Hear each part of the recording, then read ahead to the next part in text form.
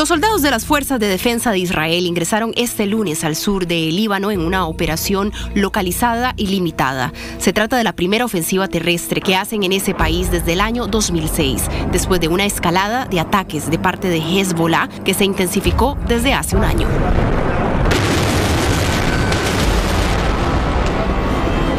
Desde el comienzo de los ataques de Israel en la Franja de Gaza el 7 de octubre del año pasado, como respuesta al ataque de Hamas en territorio israelí, la situación en el Líbano se ha ido deteriorando progresivamente. La frontera con el Líbano se ha convertido en un segundo frente en el que el ejército de Israel ha estado intercambiando fuego con Hezbollah. Hezbollah, que es una milicia chiita aliada a Irán, considerada como una organización terrorista, ha justificado sus acciones como una forma de apoyar a Hamas. Pero hace menos de 2 semanas, miles de beepers usados para comunicarse por los miembros de este grupo detonaron, causando más de 2.000 heridos y más de una decena de muertos. Un día después, nuevas explosiones de dispositivos electrónicos tipo walkie-talkies dejaron 25 muertos y al menos 450 heridos, según el Ministerio de Salud del país árabe. Los ataques se dieron al mismo tiempo en que Israel movilizó hacia la frontera norte, limítrofe con el Líbano, a una división de su ejército. Hezbollah prometió que Israel pagaría un precio justo por lo ocurrido.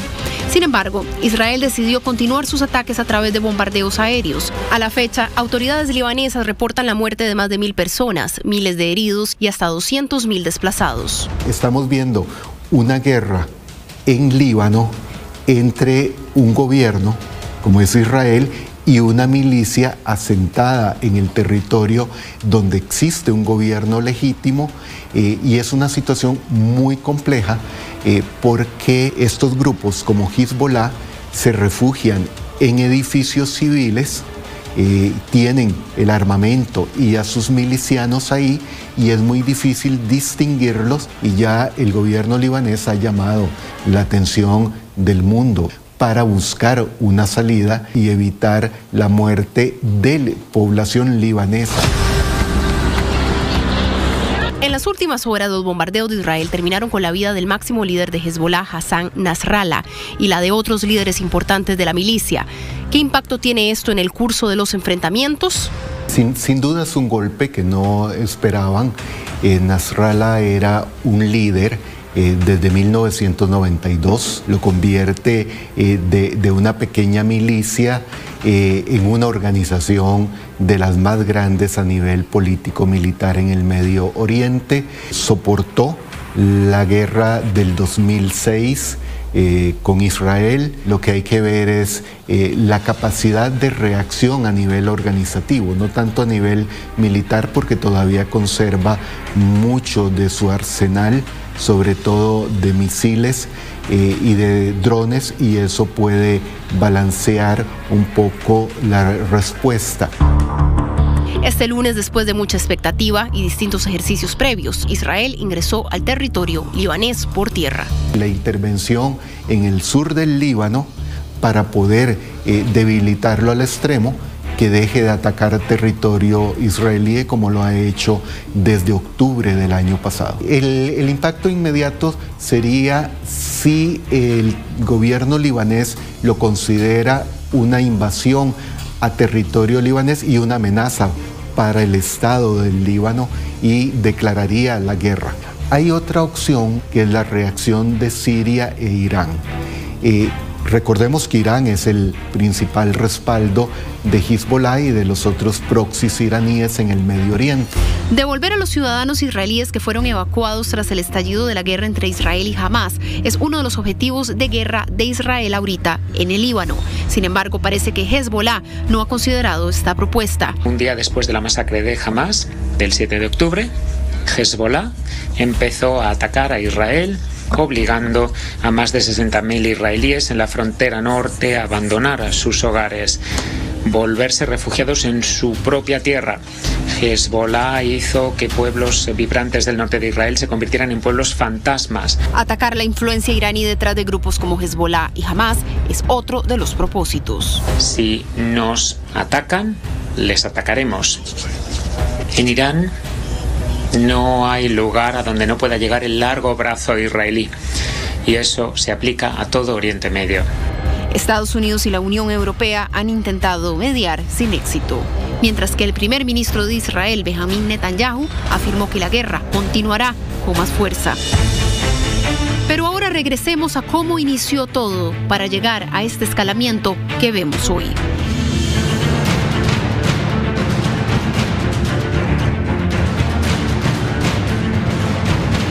El 7 de octubre del 2023, el grupo terrorista Hamas emprendió un ataque sin precedentes contra Israel. Burlando su sistema de seguridad e inteligencia, atacaron por aire por medio de misiles y por tierra durante el Festival de Música de Reim, durante la operación Inundación de Al-Aqsa. En dichos ataques fallecieron 300 personas, hubo cientos de heridos y fueron secuestrados 40 rehenes.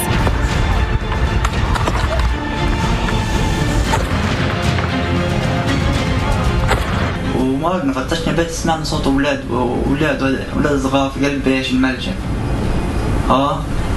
طخنا على الملجأ. كونوا فخورين بفعل زي هيك؟ انا اهلي بعوشني بحماس. It was two parents, two children. They were tortured, hands tied to the back. Father is missing an eye, the mother is missing a breast. Children missing fingers. And that's all being done while they're alive. La respuesta de Israel fue inmediata. Jamás será terminada. Así como el mundo de Occidente acabó con ISIS, nosotros acabaremos con Hamas. Y comenzó una guerra que ya cumplió su primer año y que ha dejado a la Franja de Gaza, centro de operaciones de Hamas, completamente devastada, con miles de civiles muertos y desaparecidos. Un golpe que le da un movimiento que nunca se había atrevido anteriormente a entrar de manera masiva en el territorio israelí. Puso en jaque y puso en entredicho la inteligencia israelí. Las motivaciones de Hamas para su ataque fueron principalmente dos. La primera, sabotear la inclusión de Arabia Saudita en los acuerdos de Abraham, un tratado que busca fortalecer la paz entre los países del Medio Oriente y que reconoce la existencia del Estado de Israel.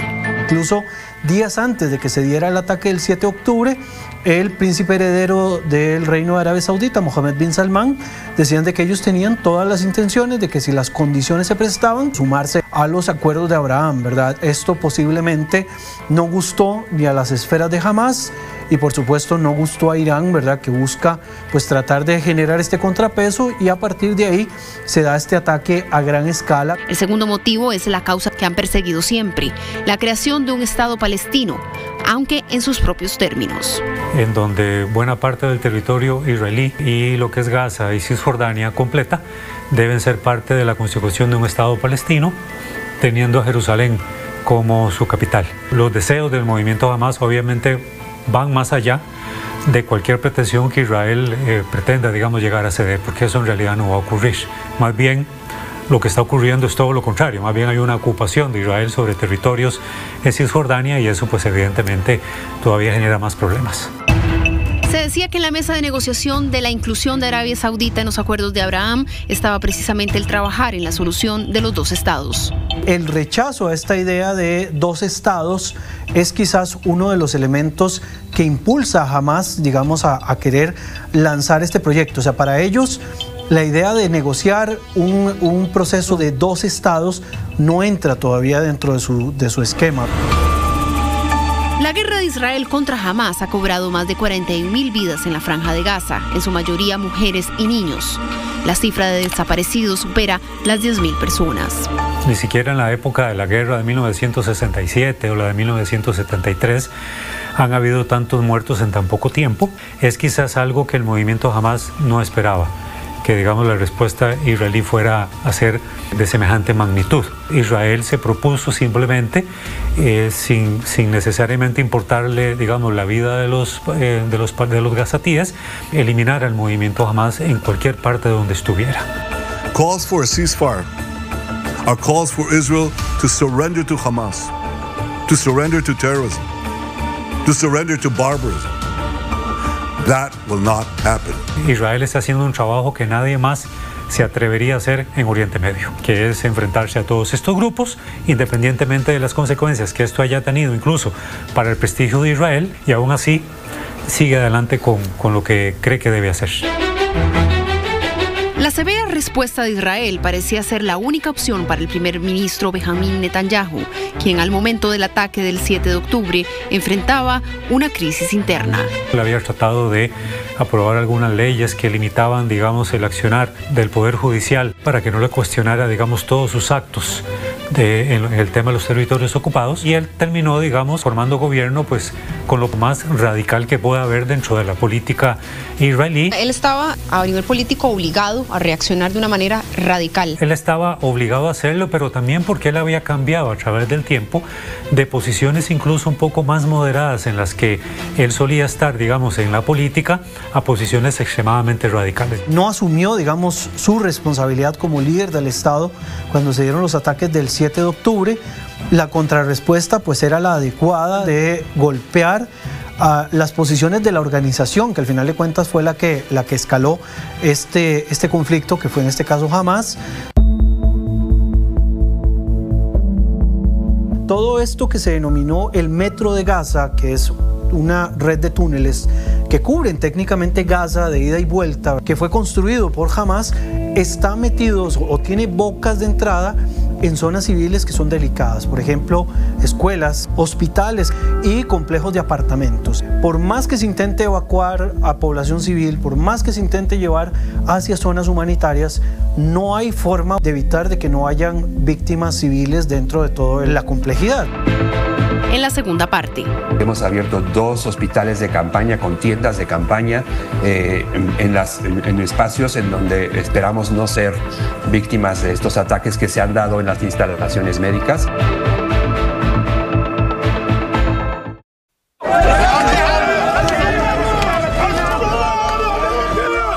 De acuerdo con Naciones Unidas, desde el 7 de octubre en la franja han muerto más de 16.756 niños, al menos 1 millón han sido desplazados, 21.000 están dados por desaparecidos, 20.000 han perdido a uno o ambos progenitores y 17.000 se encuentran solos o separados de sus familias.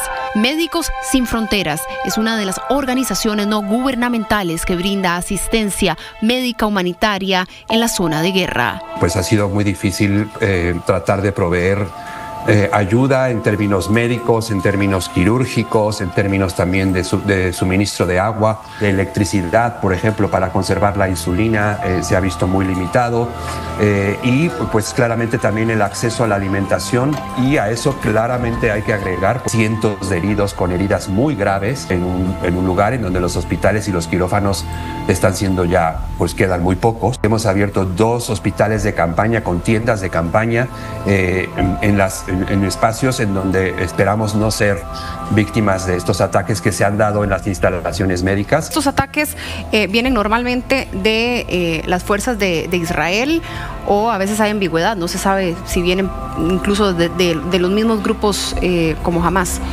Hemos documentado todo lo que hemos sufrido en términos de los ataques a los hospitales donde, por ejemplo, un par de cirujanos murieron. Pues tenemos claro que esos ataques han sido perpetrados por el ejército israelí. Hay otros ataques en donde hay, pues obviamente, dudas, etcétera, pero pues esa no es un área de nuestra intervención, entonces no nos podemos pronunciar. Cuando se habla de la obstaculización de la entrada de suministros, de ayuda humanitaria, ¿de dónde viene esta obstaculización? Definitivamente quienes pueden autorizar el ingreso de suministros a la franja principalmente son las autoridades israelíes, pero también las autoridades locales de Hamás, y también el gobierno de Egipto juega un papel. Las autoridades israelíes nos han en algunos casos bloqueado el ingreso de ciertos implementos médicos que consideran que no se pueden autorizar, y eso ha dificultado muchísimo incluso pues el ingreso de combustible, por ejemplo, para poder echar a andar a las plantas de luz que son necesarias para mantener las incubadoras, para mantener las máquinas de diálisis o para hacer funcionar un quirófano, ¿no? En mayo, la Corte Penal Internacional emitió órdenes de detención contra Netanyahu, su ministro de Defensa y miembros de Hamás por crímenes de guerra y lesa humanidad. Los crímenes incluyen el uso del hambre como método de guerra, la causa de gran sufrimiento intencionado, daños graves a la integridad física y la salud, el trato cruel, el asesinato intencionado y los ataques dirigidos intencionadamente contra la población civil. Mi oficina concluye que existen motivos de peso para pensar que los 3 líderes de Hamas son responsables a nivel penal del asesinato de civiles israelíes y de los ataques perpetrados por Hamas y otros grupos armados el 7 de octubre de 2023. Absurdamente se acusa a Israel por la Corte Penal Internacional de hambrear deliberadamente a los palestinos de Gaza. ¡Qué absurdo! Pero si nosotros estamos llevando 700.000 toneladas de alimentos a Gaza, más de 3.000 calorías al día para todos los habitantes de Gaza, hombres, niños, mujeres. Más confusión aún cuando se acusa falsamente a Israel de atentar deliberadamente contra los civiles.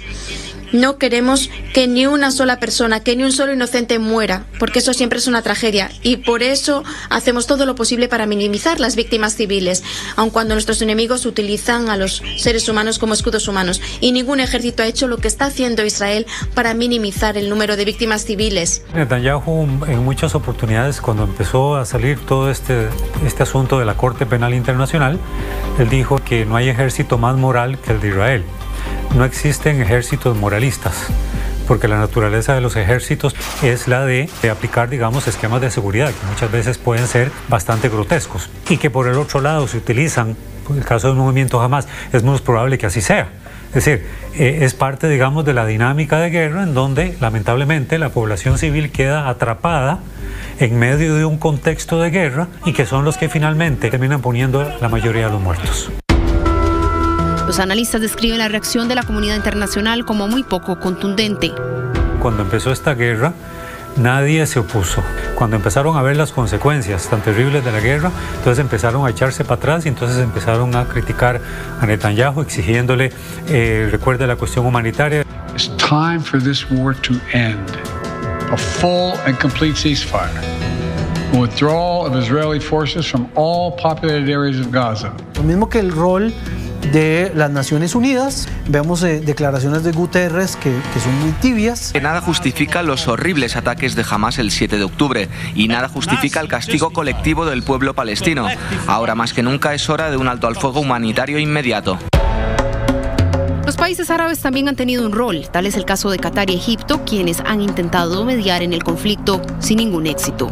Yo hago crítica abierta al mundo árabe también, un esfuerzo que llega muy tardío. Los palestinos históricamente han estado siempre en abandono, incluso hasta por el mundo árabe. Qatar se ha transformado en algún momento en el principal patrocinador de Hamas en la Franja de Gaza, pero Qatar ha sido uno de los que han hecho vocería para tratar de calmar un poco las aguas. Y Egipto también ha intentado, ¿verdad? Egipto es el vecino inmediato que tiene Gaza, ¿verdad? Y ha sido muy crítico porque ellos no quieren un desplazamiento masivo de palestinos hacia el lado de su frontera.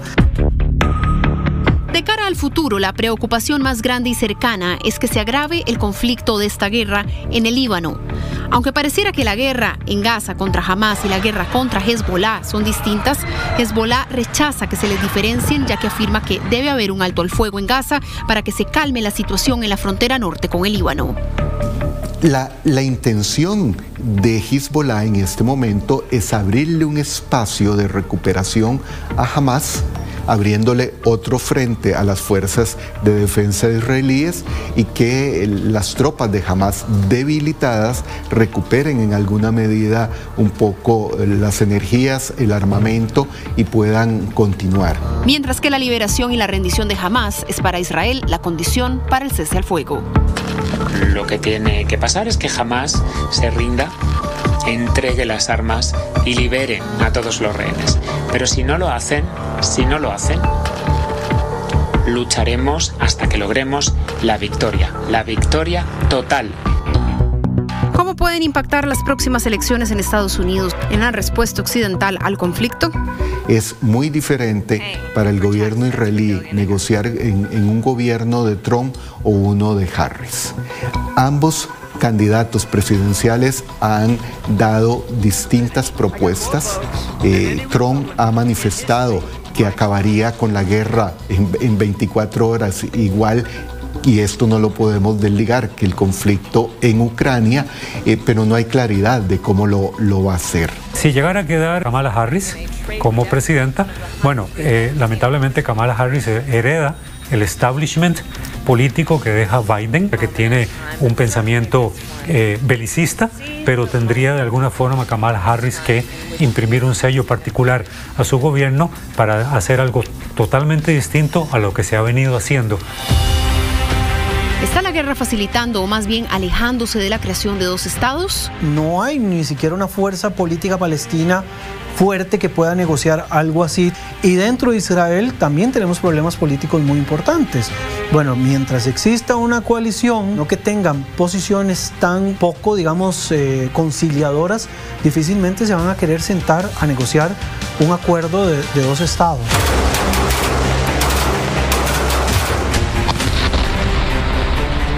Tras 12 meses de guerra, la pregunta más importante es, ¿cuándo será su fin?